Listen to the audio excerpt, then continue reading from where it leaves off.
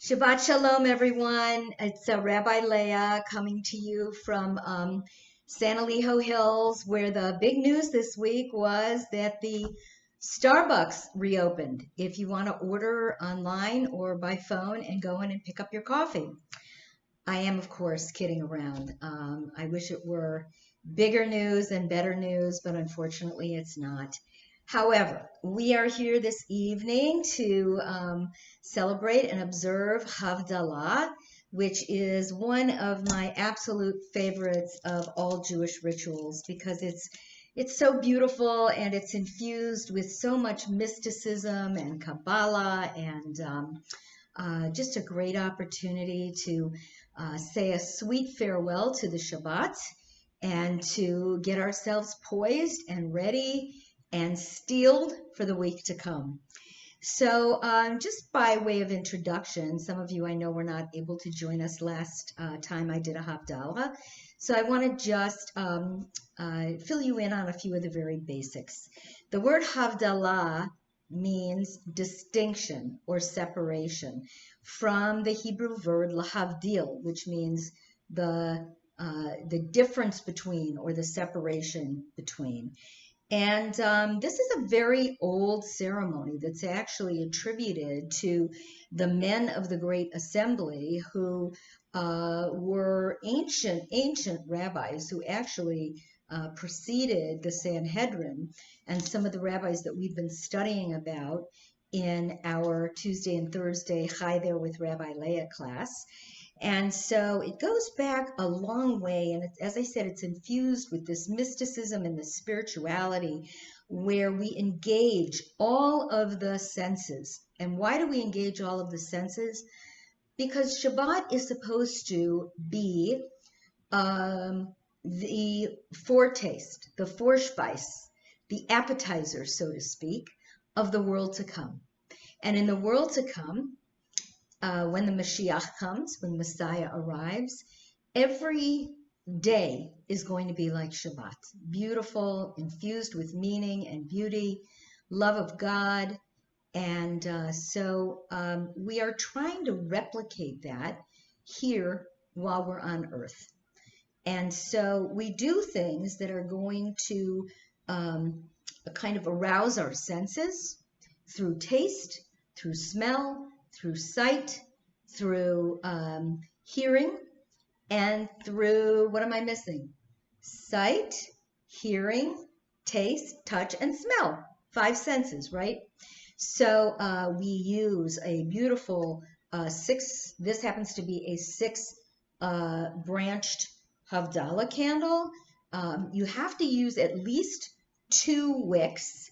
It can be more than 2 wicks, but the halakha says it's got to be at least 2 wicks or several wicks. And that's because in the blessing that we do over the candles, we use the words me'orei ha'esh, which actually means illuminations of fire. And because the word illuminations is plural, we have to have more than 1 wick. Otherwise, we're not illuminated sufficiently.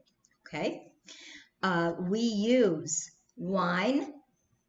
And in fact, this is one of, if not the, one of the last brachot that we say on Shabbat, because we say a bracha over the wine, and we say a bracha, so we have the taste of the sweetness, and we smell the wine as it comes to our lips, and then we have spices, and I always call these the Jewish smelling salts, because, you know, we're not just going to use some kind of smelling salt. We're going to use something that smells really good. The reason we do this is because the Shabbat in and of itself has so many beautiful smells to it. And if you've ever been in somebody's home or in your own home where you're making Shabbat dinner, maybe you have the smell of a baking challah and you have the smell of a chicken or a brisket in the oven, or so many other things. And so we smell the spices to remember, to remind us of the beauty of the smells of Shabbat, but also because we are told through the mystical aspects of Havdalah that when we celebrate, when we observe Shabbat, on every Shabbat, Jews get an extra soul. And so we are attempting to maintain this soul for as long as we can. And how do you do that? By waking yourself up with smell. It reminds you that you are alive and that you are able to observe these rituals and so on. So the blessing over the candles is done in an interesting way, or over the illuminations, because in addition to being this multi-wicked candle, we also, the blessing over the Aish, over the flame, is the last of the blessings. And because on Shabbat we are not supposed to work by the candlelight, we use this sort of a fiction, F-I-C-T-I-O-N, whereby we look at the beauty of the light, but we don't do the same kind of bracha over it that we would do over Shabbat candles. What we do is we actually look at the firelight in our fingertips and in our nails, so that we could see the reflection there, we could see the reflection of the fire in others' faces, and we can enjoy the light until we submerge it into the wine and put it out. So all of these different things, the light, the warmth of the light, the smell, and the sounds. I don't know if you can hear those spices rattling, but you're supposed to hear the sound as well. The taste of the wine, and you're going to hear the sizzle of the candle as we put it out in the wine. And so all of these help to bring together, you don't just say goodbye to a friend, right? You say goodbye and goodbye and goodbye. And so Havdalah is not meant to be, just a 30-second thing and then it's over with. It is saying goodbye to Shabbat and saying goodbye to the Sabbath Queen. Now, what else do you do when you bid somebody goodbye? What might you do? Now, I can't hear your answers, but I'm envisioning that you are calling out some answers. And one of those is that you have a celebratory meal, right? So it is customary during Shabbat that, at least for traditional Jews, you go to Shabbat services, you go to worship before Shabbat comes in.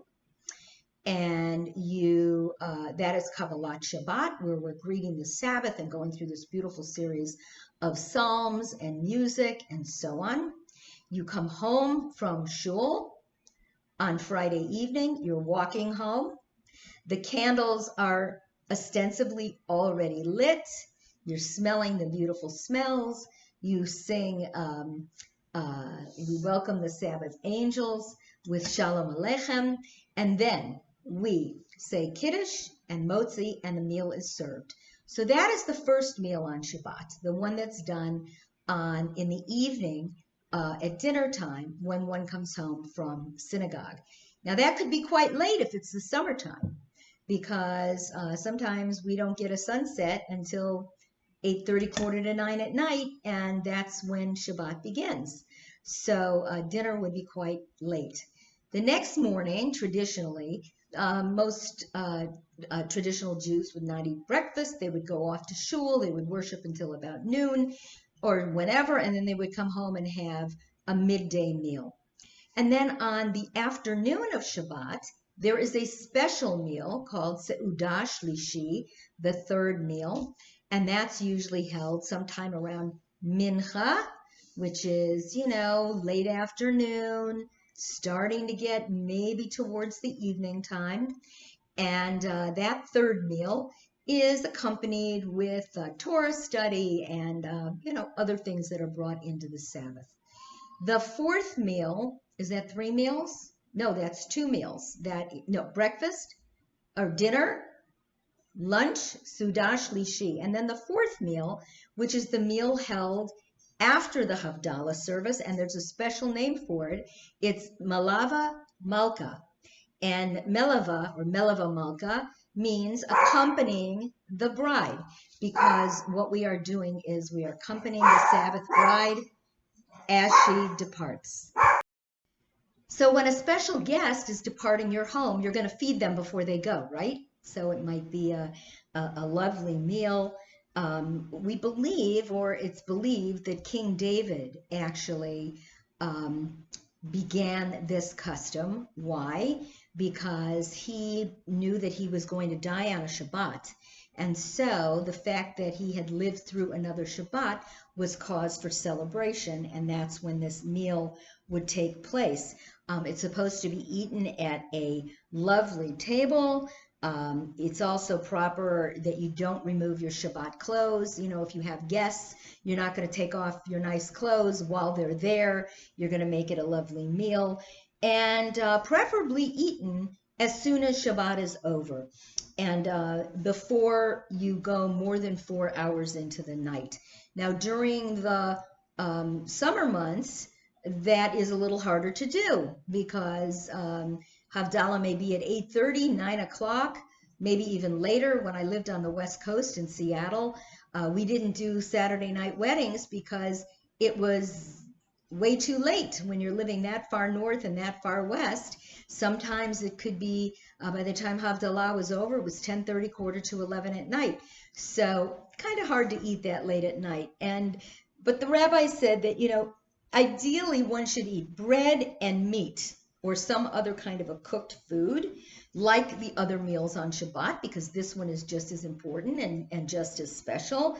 But, if you really can't eat late at night, and there are people who just don't feel well if they're eating late at night, you have to have at least a bissel fruit, or some sort of a drink, coffee or tea, although some of us try to stay away from caffeine if it's too late at night. But you're supposed to have something to realize that the Shabbat bride is leaving. You're not going to see her again for another week, and you want to leave the taste and the feeling of Shabbat lingering in your mouth. So, you could be still very full from Sudash Lishi, from the third meal of the day, but you have to have a little taste of something. So the whole idea of Havdalah is that part of this ceremony, we talk about the coming of the Messiah. We sing about Elijah the prophet, and Elijah the prophet, who we welcome at a Brit Milah, a circumcision of a baby boy, the prophet Elijah, who we welcome at Passover, is believed to be the prophet who will come before the Mashiach comes, the Messiah comes, and will herald the coming of the Messiah.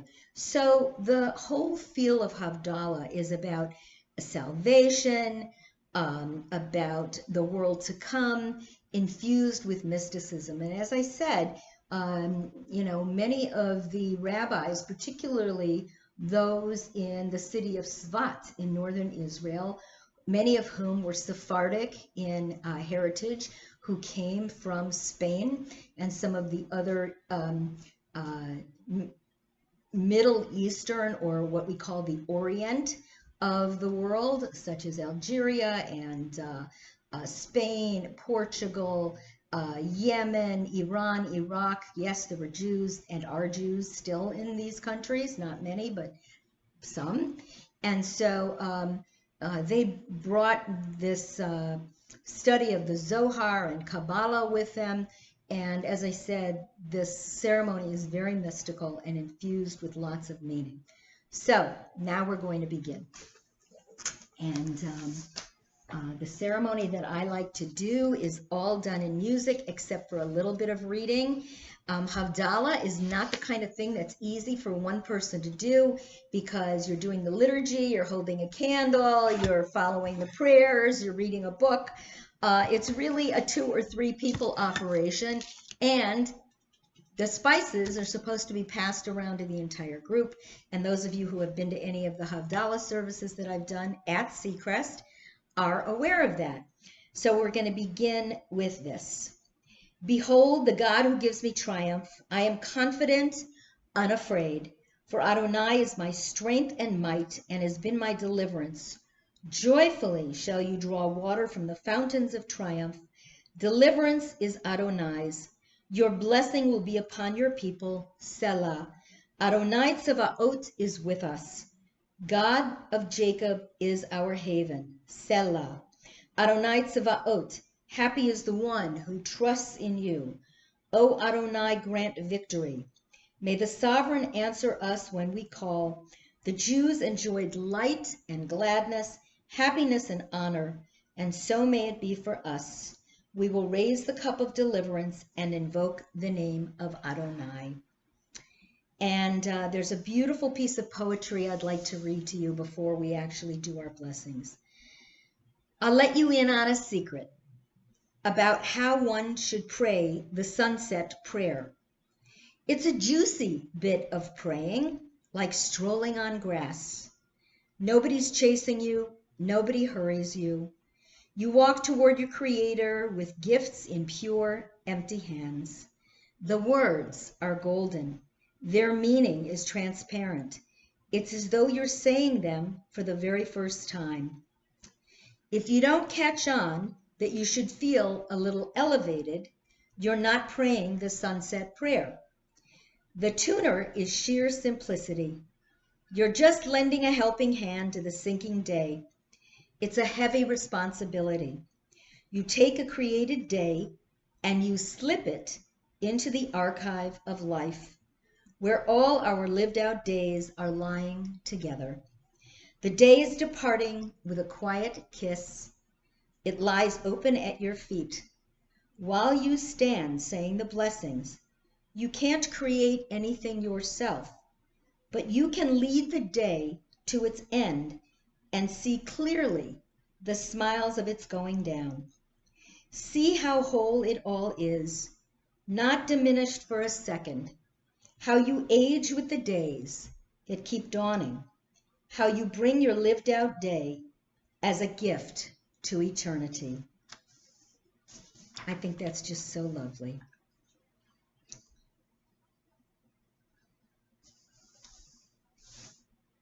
So I'm going to light the candle now and hopefully not set off any fire alarms or sprinklers in my home.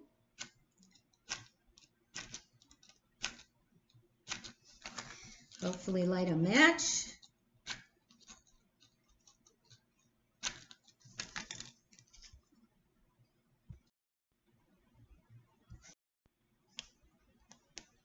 And we begin.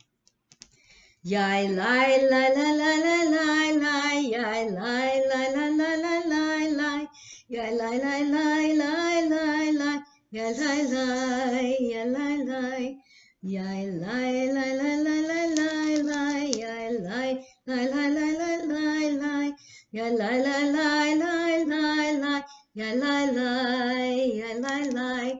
Baruch atah Adonai Eloheinu melech haolam borei peri hagafen borei peri hagafen yai lai lai lai lai lai lai lai yai lai lai lai lai lai lai lai yai lai lai lai lai lai lai yai lai lai yai lai lai yai lai lai lai lai lai lai lai yai lai lai lai lai lai lai lai yai lai lai lai lai lai lai yai lai lai yai lai lai. Baruch atah Adonai Eloheinu melech haolam borei minei besamim borei minei besamim yai lai lai lai lai lai lai lai yai lai lai lai lai lai lai lai yai lai lai lai lai lai lai lai lai lai yai lai lai yai lai lai lai lai lai lai lai yai lai lai lai lai lai lai lai ya lai lai lai lai lai lai, ya lai lai, ya lai lai. Baruch atah Adonai Eloheinu melech haolam borei meorei ha'esh borei meorei ha'esh. Yai lai lai lai lai lai lai lai, yai lai lai lai lai lai lai lai, yai lai lai lai lai lai lai, yai lai lai, yai lai lai, yai lai lai lai lai lai lai lai, yai lai lai lai lai lai lai lai, yai lai lai lai lai lai lai lai lai, yai lai lai.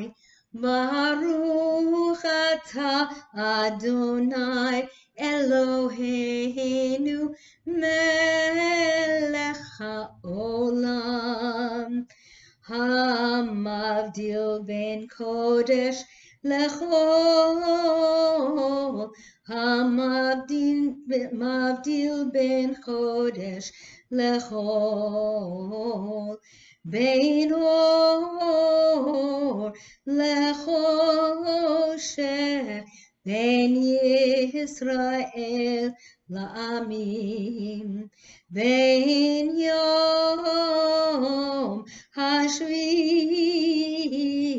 l'sheshet yamei hamaseh baruch atah hamavdil ben kodesh lechol hamavdil ben kodesh lechol chatotenu hu yimchol zarenu v'chaspenu yabekachol v'chakokavim balayla.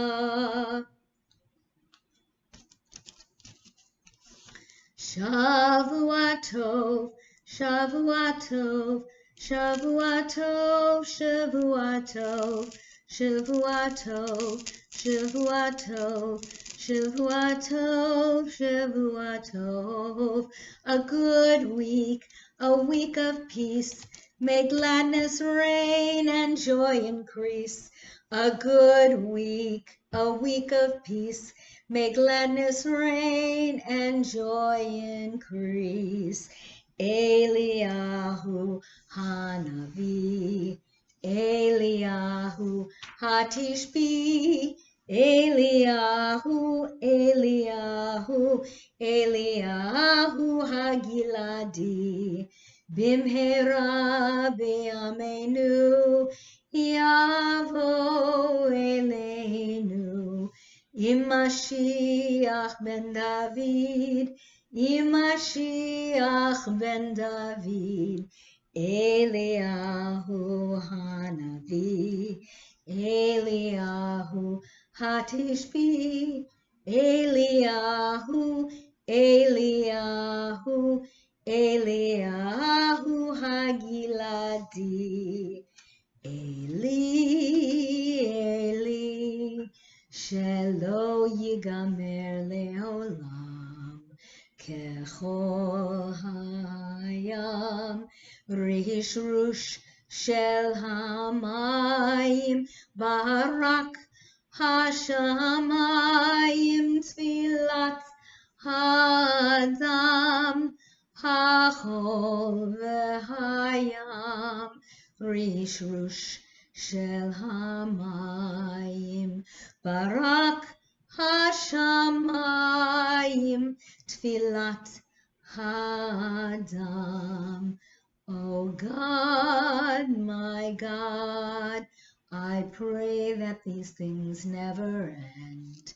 The sand and the sea, the rush of the water, the crash of the heavens, the prayer of the heart, the sand and the sea, the rush of the waters, the crash of the heavens, the prayer of the heart.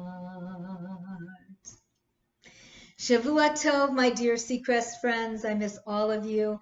I was so blessed to be able to see a number of you on Wednesday, Thursday. The days are all mixed together. Just a couple of reminders. We'll be back again together on Tuesday morning at 9:30. Turn on your TV sets to SVTV for Hi There with Rabbi Leah. I'm going to be continuing our study of Pirkei Avot. We are getting closer and closer and closer to Mount Sinai. Today is the 38th day of the counting of the Omer. 49 minus 38 is 11. That means 11 days from now is Shavuot, or Shavuos, as you'd like to call it. Get those blintzes ready, right? So that's on Tuesday, and on Thursday I'm doing a special program. On Wednesday, in addition to that, for all my friends in Katzen and in the Goldberg Healthcare Center. And then, of course, we have Shabbat blessings next Friday night, followed by services Saturday morning, followed by Shabbat Chaverim Saturday afternoon. So there's a lot coming up within the next week. But I also wanted to give you a little teaser, not a spoiler, but a little teaser. And that is, starting in June on Wednesdays, I'm going to be doing special small group program. I'm not going to tell you the name of it yet. For residents who live in independent living and assisted living. You will have to sign up, but please do not go running into Marissa's office and do not go running into Wendy and Carmen, because they don't have the sign-up sheets yet. I'm going to get a flyer out into all your mailboxes this week or next, and you'll have an opportunity to sign up. And if it's something you're interested in, it'll describe the program. And I hope that there'll be small groups, just 5 of us plus me, 6. And so I don't know if it's 5 including me or 5 plus me. I'll have to check out what the rules are.